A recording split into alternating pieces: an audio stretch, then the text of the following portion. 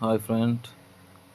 இந்த வீடியோவில் நம்ம என்ன பார்க்க போகிறோம்னா, டிக்டாக்கில் யாராவது நம்மளுக்கு மெசேஜ் பண்ணினா அது வந்துட்டு நம்ம அதை பார்த்துட்டோமா பார்க்கலையா என்று சொல்லி அவங்களுக்கு விளங்காமல் இருக்கிறதுக்கு தான் அந்த மெசேஜ். இப்போ அதாவது அவங்க ஒரு மெசேஜ் போட்டாங்கன்னு சொன்னால், இப்போ உதாரணத்துக்கு என் ஃப்ரெண்ட் ஒரு ஆள் ஓகே மெசேஜ் போட்டாங்கன்னு சொன்னால் இந்த லாஸ்ட்டில் இறக்கி சீன் SEEN சொல்லி ஒரு ஆப்ஷன் இருக்குது. இப்போ அவங்க பார்த்துட்டாங்கன்னு சொல்லி எனக்கு தெரியும்.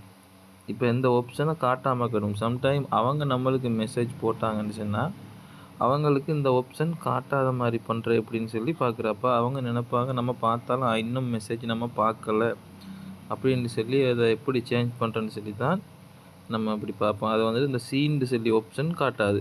அதாவது அவங்க நினைப்பாங்க இன்னும் நம்ம அனுப்பின மெசேஜை இன்னும் பார்க்க இல்லை என்று சொல்லித்தான் அவங்களால தெரிஞ்சிக்க முடியும். ஓகே, வாங்க எப்படி இதை செய்யலான்னு பார்க்கலாம். சரியா? ப்ரொஃபைல் போங்க, இந்த பட்டனை கிளிக் பண்ணுங்கள் மேலே இருக்கிற அறிக்கையிலேயே.